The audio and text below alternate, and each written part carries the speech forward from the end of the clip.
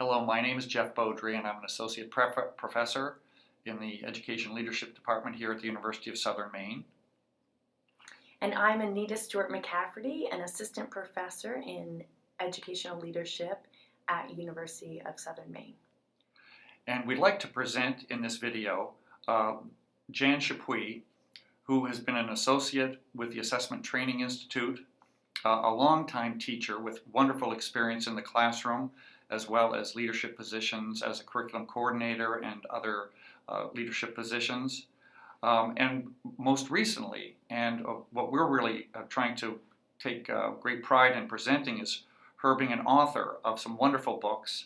The Castle book, which is the Classroom Assessment for Student Learning, Doing It Right, Using It Well, which is now in its second edition. She's a lead author on that. And the other one, which is really the heart of teaching practice right now, is the 7 Strategies of Assessment for Learning, which is in its second edition. And she's the sole author on that one. Hello, this is Jeff Beaudry. And in this video presentation by Jan Chappuis, she takes on what we call the teacher's dilemma. And the teacher's dilemma is a flow of ideas that we need to really look deeper at. The flow of ideas goes from plan, instruct, assign, to grade.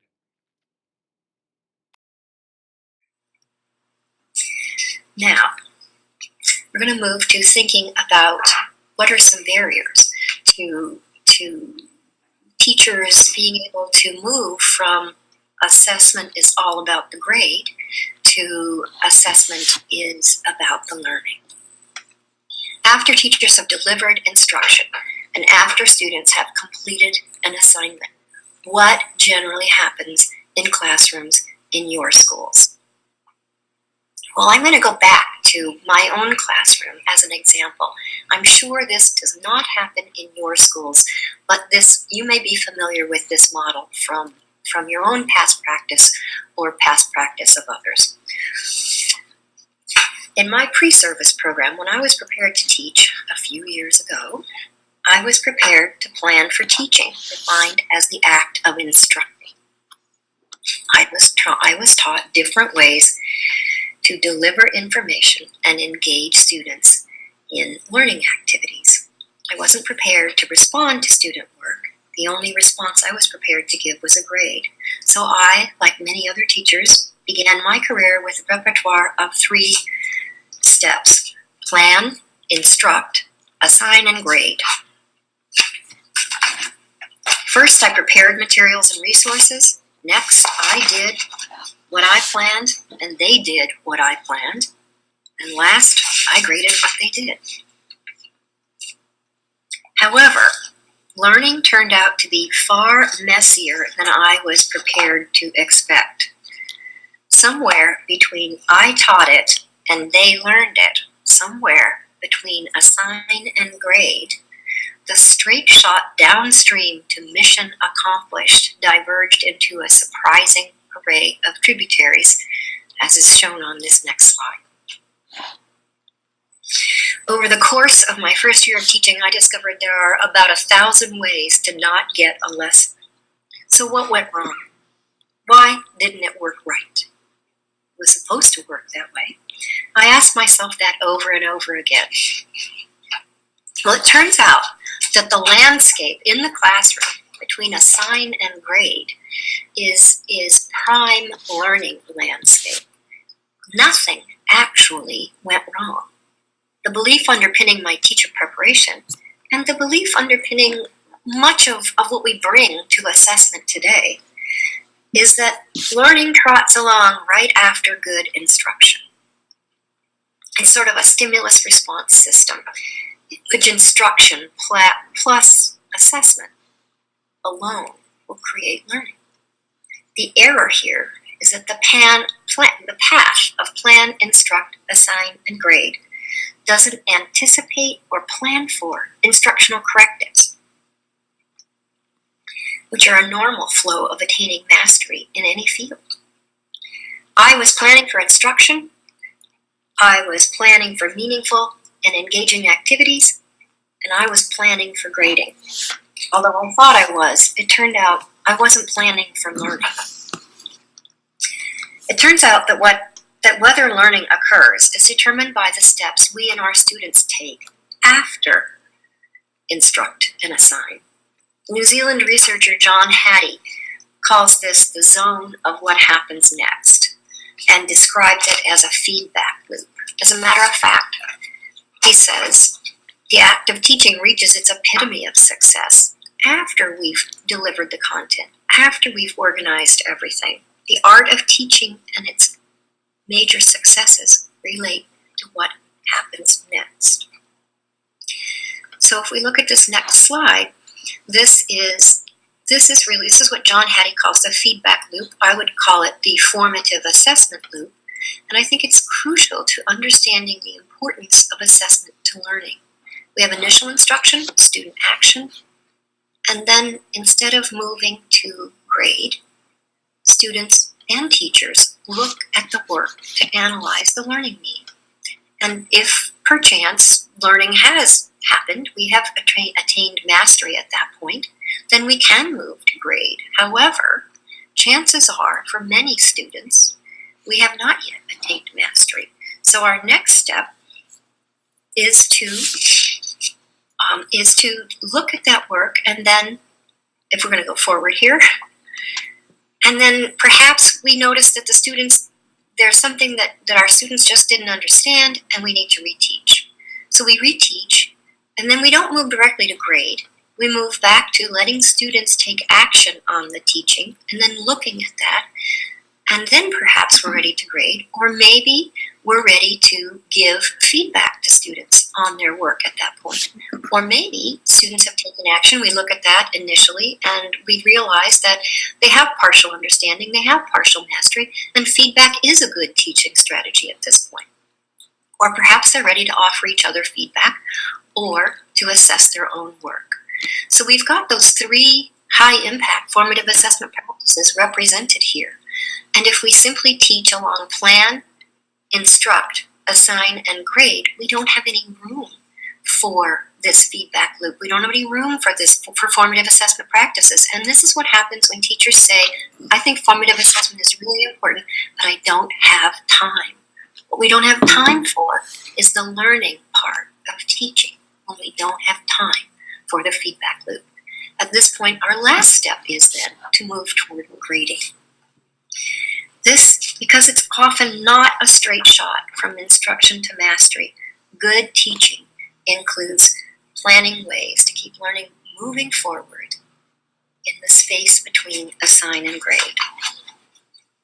Now, let's go back to John Hattie for just a minute by going forward. John Hattie wrote a book called, I'm going to pull it up here, in 2009, wrote a book called Visible Learning. That's probably backwards, but it says Visible Learning.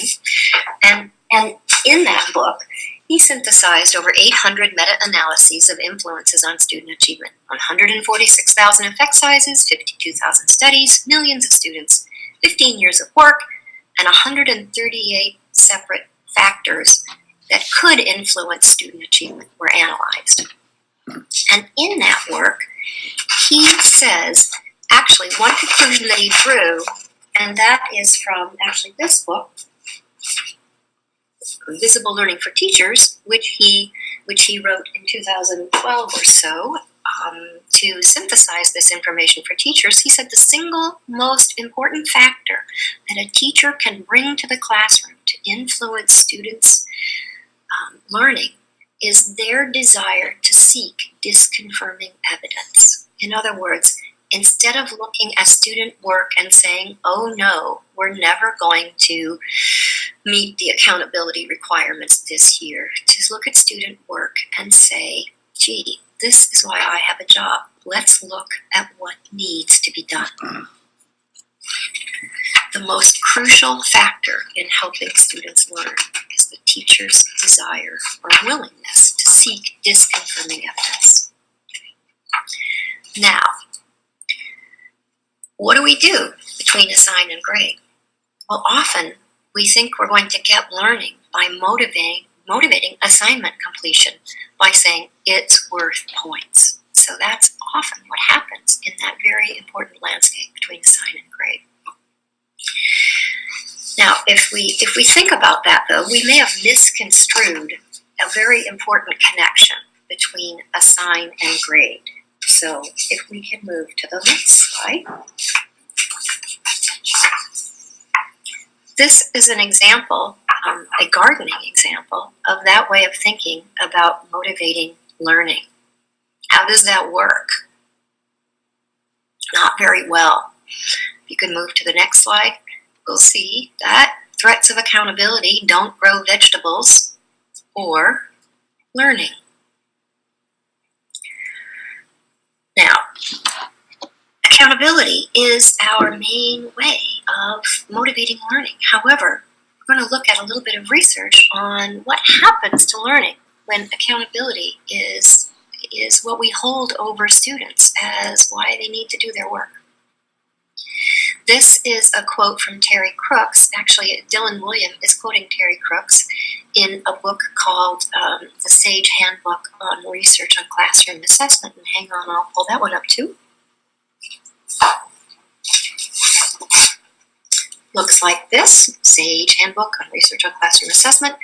And in this book, Dylan William wrote a chapter called Feedback and Instructional Correctives. And he's looking at what happens when everything that we do is graded. And so he went back to Terry Crooks' research, and Terry Crooks noticed that our assessment practices are heavy on the accountability side and light on the nurturing learning side. So Dylan William drew these conclusions from Terry Crooks' research, which are on the next slide. Too much summative assessment causes these things. Reducing students' desire to learn for the sake of learning, to do their work because they're learning. Increase in test anxiety, which turns out to suck up a lot of the working memory, which means you do worse on your tests when you have high anxiety because you can't remember what you need to remember. Increased ability attributions from success and failure, and those when we have an ability attribution for our success or our failure, that means that we are believing that we have succeeded because we're smart or we have failed because we are not smart. Those who are familiar with Carol Dweck's work will recognize her mindset theory in there. So when students encounter, when all of their assessments are graded, it has a tendency to cause them to believe that kids who are smart do well and kids who aren't smart don't do well because there isn't any room for learning, which leads to lowered self-efficacy, the sense that they can actually do anything about it in our struggling students. It reduces the impact of feedback. Students are less likely to pay attention to feedback when the work is graded. And it causes poorer social relationships among students. They are less able to learn in a collaborative mode or to see themselves as all engaged together in the same endeavor. So Dylan William goes on to say this, and that's on the next slide. If learning is a predictable process in which most of the time proceeds as planned, which seemed to be what was underlying my teacher preparation, instructional correctives will be rarely needed. And when they are needed, they are a sign that something has gone wrong. Students generally will learn what they've been taught, but every once in a while they won't. And he goes on the next slide, to say this. Well, he doesn't. What we have here is a little. Go ahead and we'll look at this one.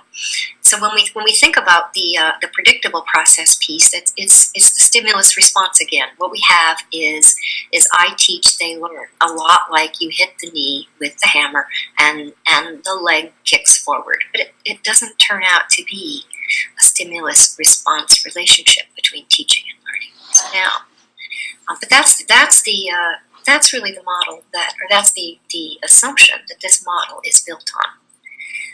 Dylan goes on to say this on the next slide. In this view, feedbacks and instructional correctives are pathological aspects of instruction.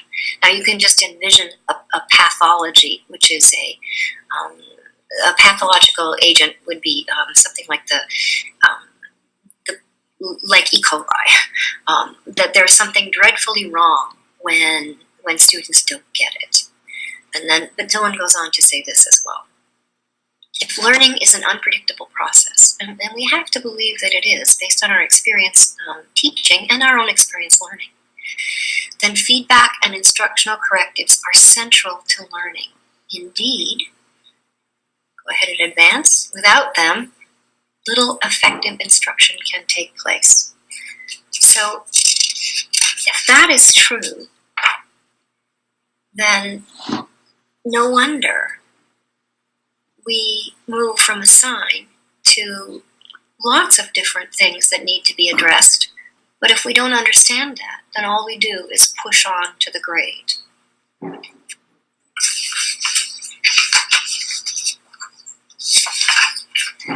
This is a child who has failed at eating.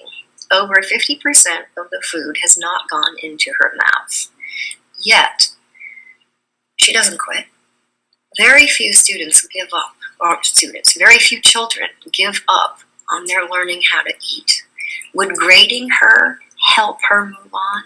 No. Allowing her to practice with feedback. Eventually, we're going to introduce the concept of, let's say plate. And then we're going to move into perhaps utensil. And then at some point we'll move to napkin. But this requires practice with feedback and with time to learn. Anything difficult, which is what our content standards are to most of our students. Anything difficult to learn deserves opportunity to grow, not just present, practice, grade. We want our students to come to our classrooms understanding that error is an essential part of learning, and that when they have made mistakes, their goal is to learn from them. And I think that's captured in this quote, "I will make better mistakes tomorrow." Now, if we go back to the teaching and the connection between teaching and assessment, if we have a tenuous connection between teaching and assessment at best, and if we think about assessment as really what happens after teaching, then all we're left with being able to do with assessment is grade, which is that slide we'll see again that we saw last time. That the whole domain of assessment is about accountability and about grading. We have some learning problems that I'm sure you can imagine that are caused when this is our whole view of assessment, and they are represented on the next slide. Struggling students give up too soon. Grading everything works against students' desire to improve learning. If it has a grade and the grade isn't high enough, they'll work to improve the grade, but they can do work without doing learning. And unfortunately, sometimes they can improve their grade without having improved their learning. And it also puts too much emphasis on the accountability end of things and not enough emphasis on how do we learn and what does it take to learn. So it works against developing a culture in the classroom where learning is the most important thing going on. And that's illustrated in these two quotes. Claire is my daughter. She's 14. She came home from her first week in her 9th grade English class, and she said, "I'm doomed. All of my mistakes count against me." And I said to her, "It's okay, honey. You do the work, you do the learning, and the grade will follow." And she looked me straight in the eye and she said, "Only a fool believes that, Mom." And she was right. And her classroom was not set up so that she could do the work, do the learning, improve, and have the grade reflect that. When we grade everything, all of our mistakes count against us. And you can see what that will do to the struggling student. Contrast that with the slide. Go ahead back for a minute here. Back to the slide we were on. Thanks. Contrast that to the little sign. I made this sign my first year of teaching. It was on a sentence strip. And sentence strips, those of you who have worked in elementary, they have a certain length to them. And I wrote it, and every time I wrote it, I ran out of room for room. And I got a little farther each time. But I finally just gave up on this was my last effort, and posted it because they decided this side showed what it was trying to tell. It's It's okay to make mistakes in this room. The important thing is to get farther each time. A friend of mine who teaches middle school science says on testing day is a great day to be right. Every other day is a great day to be wrong. Because how do we know what we need to learn if we aren't able to look at it? John Hattie says this as one of the conclusions from those millions of students and thousands of effect sizes. The primary purpose of maintaining a classroom that is warm, trustworthy, and empathetic is to allow learning to thrive on error. An essential element in the classroom, then, is to make sure that we have ground rules that create a safe harbor for welcoming error and thence learning. And then 3 researchers who have written a book that I'm reading right now, actually, or I've just finished reading, Brown, Roediger, and McDaniel, say this, and I'll show you the book. It's called Make It Stick, The Science of Successful Learning. And in this book, they're looking at how do we move short-term memory learning into the long-term memory. And they talk a lot about practice and about self-assessment and about strategies that help students remember. And they say this, the qualities of persistence and resiliency, in which failure are seen as useful information, underlie successful innovation everywhere, and they lie at the core of nearly all successful learning. So what do we need to do? We need to make sure that after we instruct, after students have taken action, we have a look at that work. Now let's move to the next slide. And we do something about it. We look at it first, and then we do something. Now our action can be, go ahead, further instruction, if needed. If students have got at least a halfway decent grip on the learning, then we can offer feedback. So offering feedback is another action we might take. And if students have a sense of what their strengths and weaknesses are, we can ask them to have a look at that and set goals for next steps. So it isn't just a matter of look at it, and then I don't have the time, so I'm going to grade. It's actually a matter of taking the time, understanding what learning requires, and giving students the opportunity to practice with feedback. So if we'll go to our next slide. Learning something well requires practice with feedback and interventions. Students not knowing isn't a problem, it's a profession. So when we want our teachers, and we want to honor that our teachers care about student learning, they care about whether or not students are succeeding in their classrooms, we need to think about what aspects of assessment literacy do it right and use it well. Which aspects do we need to help them develop a better understanding of? We call that deepening assessment expertise. It's doable as long as it's not rushed. If we treat it as a get or done, all right, we got to get this done because that needs to be fixed, we will not give it enough time. It's not done through workshops or speakers, but through sustained study, practice, and implementation over time. If you think about the feedback loop, if you think about assessment for learning practices, if you think about giving instruction to teachers, what do we do after we teach something to teachers? Do we just move on and assume they've mastered it? Or do we build that formative assessment loop, the learning time, into our professional development experiences as well? It's not an initiative. It's ongoing multi-year work. It's the work of a professional career. Good assessment is good teaching. Thank you.